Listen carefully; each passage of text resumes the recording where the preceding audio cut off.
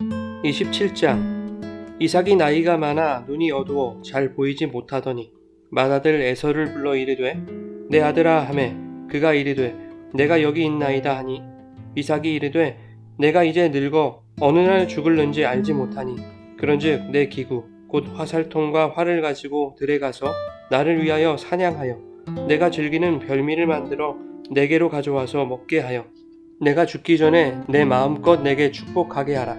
이삭이 그의 아들 에서에게 말할 때에 리브가가 들었더니 에서가 사냥하여 오려고 들러나가매 리브가가 그의 아들 야곱에게 말하여 이르되 내 아버지가 내 형 에서에게 말씀하시는 것을 내가 들으니 이르시기를 나를 위하여 사냥하여 가져다가 별미를 만들어 내가 먹게 하여 죽기 전에 여호와 앞에서 내게 축복하게 하라 하셨으니 그런즉 내 아들아 내 말을 따라 내가 내게 명하는 대로 염소떼에 가서 거기서 좋은 염소 새끼 2마리를 내게로 가져오면 내가 그것으로 내 아버지를 위하여 그가 즐기시는 별미를 만들리니 내가 그것을 내 아버지께 가져다 드려서 그가 죽기 전에 내게 축복하기 위하여 잡수시게 하라.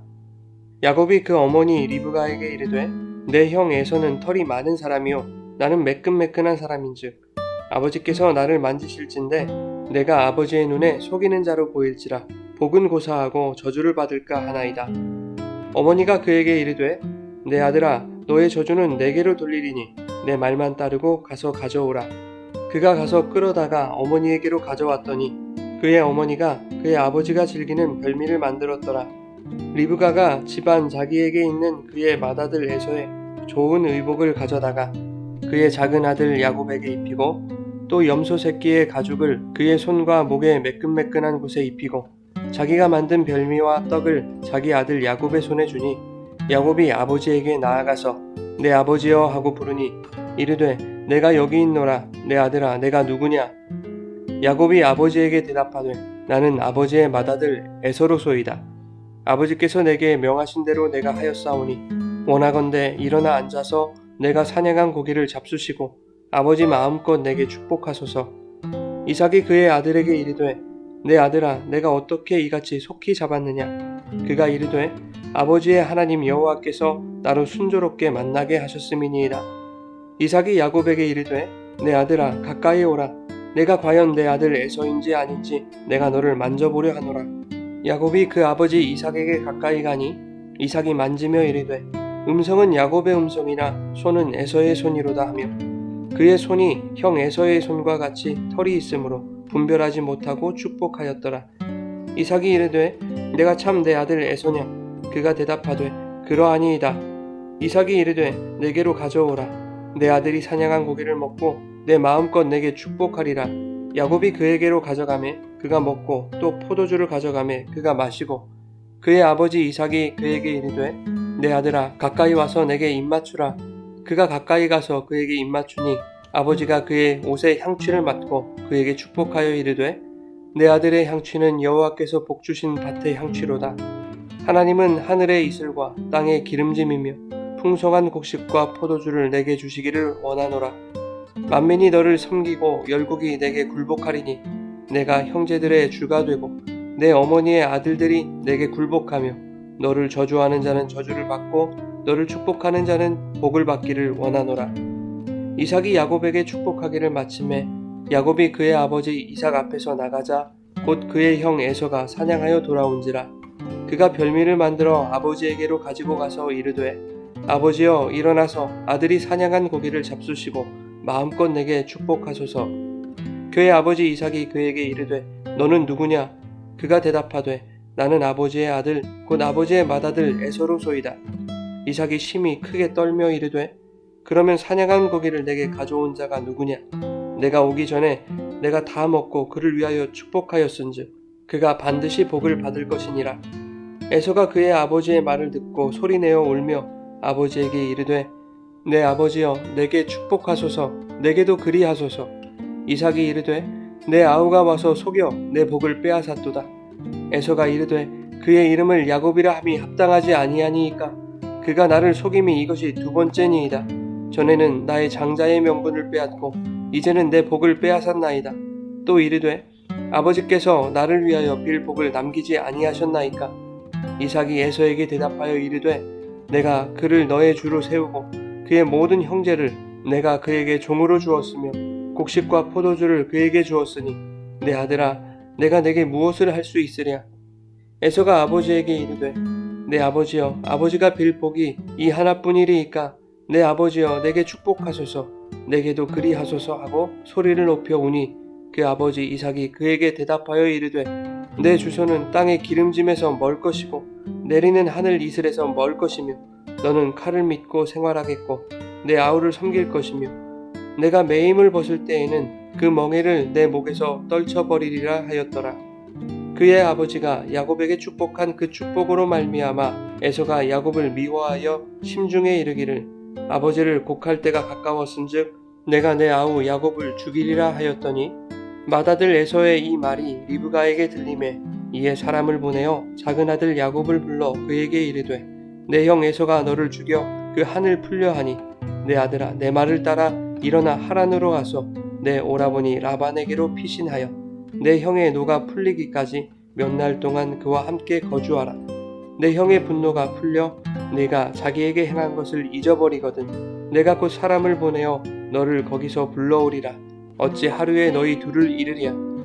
리브가가 이삭에게 이르되 내가 햇사람의 딸들로 말미암아 내 사람이 싫어졌거늘 야곱이 만일 이 땅의 딸들 곧 그들과 같은 햇사람의 딸들 중에서 아내를 맞이하면 내 삶이 내게 무슨 재미가 있으리이까.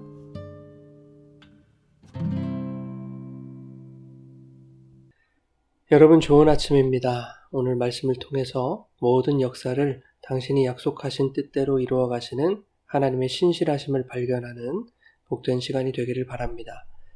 26장은 흉년을 피해 그랄로 내려가 아내를 누이로 속였던 그 이삭이 마침내 아버지 아브라함이 영원하신 하나님의 이름을 불렀던 브엘세바로 돌아오는 이야기였습니다.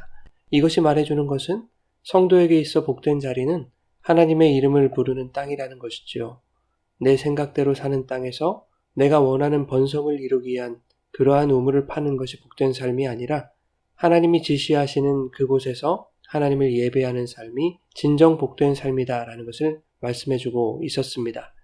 그런데 어제 26장에서 인간의 연약한 생각으로 말미암은 그 두려움의 자리에서 마침내 하나님의 언약과 약속의 자리로 시선을 돌이켰던 바로 그 이삭의 눈이 이제는 어두워서 잘 보지 못하게 되었다라는 말로 오늘 본문 27장이 시작되고 있는 것입니다. 이삭은 나이가 많았습니다. 당시 그의 나이는 137세 정도였을 것입니다. 나이가 들면 눈이 점점 어두워지는 것은 자연스러운 이치이죠. 그러나 본문의 전체적인 분위기를 고려한다면 이삭의 시력이 실제로 실명에 가깝도록 나빠졌다는 어떤 사실의 전달보다도 그의 영적인 분별력 상실에 초점이 맞춰진 것이 아닌가 하는 생각을 하게 됩니다. 2절 이하에 이삭이 큰아들 에서에게 말합니다. 내가 이제 늙어서 언제 죽을지 모르니 너는 나를 위해 사냥을 하여 내가 즐기는 별미를 만들어 내게로 가져와서 먹게 하고 내가 죽기 전에 내 마음껏 너에게 축복하게 하라는 것입니다. 여기서 나라는 말이 반복적으로 쓰이고 있죠. 여러분 사람이 나이를 먹으면 두 부류로 나뉜다고 합니다. 자기를 희생하는 이타적인 어른이 되거나 자기밖에 모르는 이기적인 아이가 되거나 둘 중 하나라고 하죠. 이삭은 지금 137세의 노인입니다. 그런데 나이를 먹을수록 자기 자신에게 집중하는 고집쟁이 노인이 되어가고 있는 것이죠. 사실 이삭의 지난 인생을 돌아보면 이러한 이삭을 전혀 이해하지 못할 것도 아닙니다. 아브라함이 100세에 낳은 아들이었으니 얼마나 애지중지 키웠겠습니까? 엄청난 부자 집안에서 태어나서 손가락 까딱하지 않아도 자기가 원하는 것은 무엇이든 이룰 수 있는 그러한 분위기가 이삭의 성장 배경 속에 분명히 있었을 것입니다. 이삭은 그렇게 자기중심적인 세상에서 타인에 의존하는 삶의 방식을 체득하면서 자라왔을 것입니다. 원하는 것은 이룰 수 있었겠지만 정작 아무것도 스스로 할 줄 모르는, 즉 타인에게 결과를 의존할 수밖에 없는 그런 사람으로 자라났을 가능성이 크죠. 심지어 그의 결혼도 아버지와 늙은 종이 만들어낸 작품 아니었습니까? 이삭이 아버지를 따라 모리아산으로 올라가던 그때도, 아버지 아브라함이 자신을 결박하던 그 순간에도 이삭은 거부하지 않았습니다. 그것은 그의 믿음일 수도 있지만 타인의 손에 길들여져 온 그의 성품이기도 한 것입니다. 아무런 저항도 없이 자기 아버지에게 포박당하여 번제단에 제물로 올라가기까지는 분명 이삭의 믿음이라는 것이 작용했을 것입니다. 그러나 동시에 그날의 경험은 이삭에게 있어 씻을 수 없는 충격이기도 했을 것입니다. 이런 이삭이 에서를 편애하는 것 당연해 보입니다. 스스로 사냥도 잘하고 별미도 만들어내는 남자답고 다재다능한 에서의 모습, 이것은 이삭에게서는 찾아볼 수 없었던 이삭 자신의 결핍이었죠. 그런데 에서가 그것을 채워주고 있는 것입니다. 심지어 26장 34절 이하에 보면 에서는 이미 40세에 해족 속 여인들과 스스로 결혼까지 할 정도로 자기 주도적인 사람이었습니다. 물론 해족 속 여인과 결혼했다는 것이 동족 속 여인과 결혼해야 한다는 희박한 믿음의 끈을 가지고 있었던 이삭에게 근심이 되기는 했지만 역시 이삭에게는 없던 추진력과 결단력이었던 것이죠. 반면 오늘 본문에서의 야곱은 어떻습니까? 77세의 나이에도 불구하고 아직 아내도 없을 뿐더러 여전히 마마보이 같은 모습을 보이고 있죠. 에서가 사냥에서 돌아오기 전에 염소를 잡아다가 별미를 만들어서 눈이 어두워 분별하지 못하는 이삭에게 먹이고 장자의 축복을 받아내자 라고 하는 이 어머니 리브가의 말에 옳고 그름을 분별하지 못하고 끌려가고 마는 야곱의 모습이 나타나고 있습니다. 아버지 이삭의 눈에는 이러한 야곱이 마치 타인의 손에 끌려가는 어린 이삭의 모습으로 비춰졌을 것입니다. 그러니 이삭은 그런 야곱이 못마땅한 것이죠. 그러나 창세기 25장 23절에서 하나님은 이미 자신의 약속은 이삭에서 야곱으로 이어질 것이다 라는 것을 말씀해 주셨습니다. 어머니 리브가는 이 말씀을 잊지 않고 있었죠. 그래서 어떻게든 이삭의 축복이 둘째인 야곱에게 주어지게 하기 위해서 치밀한 계획과 속임수까지 동원하는 것입니다. 그러나 방법이 잘못됐죠. 리브가는 치명적인 잘못을 범한 것입니다. 자신이 세운 계획으로 남편과 첫째 아들을 속인 결과 에서가 야곱을 죽일 결심을 하게 되는 것이죠. 그래서 리브가는 야곱을 자기 오라버니 라반의 집으로 피신시키고자 했습니다. 리브가는 에서의 노기가 풀리기까지 몇 날 동안만 피신시키면 내가 사랑하는 둘째 아들 야곱을 볼 수 있을 것이다 라고 생각했을 겁니다. 그러나 리브가는 그 후로 죽을 때까지 야곱을 보지 못하게 되죠. 하나님의 언약과 뜻은 야곱에게 있었습니다. 리브가도 분명 그렇게 알고 있었습니다. 그러나 하나님은 당신의 뜻을 이루시는 일에 속임수 같은 불의한 방법을 사용하는 것을 정당화하시지 않습니다. 하나님은 인간의 불의함을 반드시 벌하시는 분입니다. 그러나 그러한 인간의 불의함으로 망쳐놓은 그림도 하나님은 걸작으로 완성하실 수 있는 분이라는 것을 야곱의 인생을 통해서 나타내실 것입니다. 결국 리브가의 작전대로 야곱이 장자의 축복을 받아냅니다. 이삭은 다소 의심되는 부분이 있었지만 결국 변장한 야곱을 에서라고 확신하고 축복합니다. 이삭이 아무리 눈이 보이지 않았더라도 어떻게 자기가 사랑했던 에서를 몰라볼 수 있을까요? 하나님께서 에서의 눈을 닫으신 것입니다. 그래서 그의 분별력을 상실케 하신 것입니다. 이삭은 하나님의 언약이 에서가 아닌 야곱에게 있다는 것 모르지 않았습니다. 그럼에도 불구하고 자신이 사랑하는 자기 아들 에서에게 장자의 복을 넘겨주고자 했던 것이죠. 그러나 그것은 하나님의 뜻이 아니기에 아무리 이삭이 자기 마음대로 역사를 바꾸려고 노력해도 안 되는 것은 안 되는 것이죠. 하나님이 이삭의 눈을 가려서 축복이 에서에게로 가는 것을 막으신 것입니다. 이제 자기가 받아야 할 축복이 야곱에게 돌아갔다는 것을 알게 된 에서는 소리내어 울기 시작합니다. 자신에게도 축복해달라고 생떼를 씁니다. 결국 그게 불가능하다는 것을 알게 된 에서는 자기를 속인 야곱을 죽이겠다고 마음을 먹습니다. 그러나 에서는 깨달아야 했습니다. 과거 장자의 명분을 가볍게 여겨서 죽 한 그릇에 팔아먹었던 자신의 경솔함을 회개하고 모든 역사가 하나님의 뜻대로 하나님이 이루어 가시는 것임을 깨달아야 하는 것입니다. 여러분, 오늘 본문에서의 이삭의 집안은 영적인 총체적 난국입니다. 오늘날 개신교회의 모습을 대변하는 상황이라고 볼 수가 있습니다. 내 뜻대로 밀어붙여서 하나님의 역사를 바꾸어 보겠다는 이러한 이삭 같은 어리석은 시도들이 목회자들, 중직들에게서 일어나고 있습니다.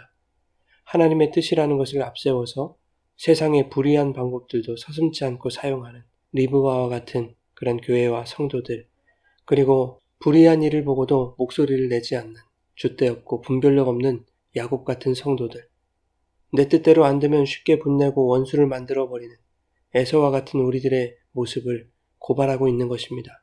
이러한 교회의 상황 속에 가장 필요한 것은 회개이죠.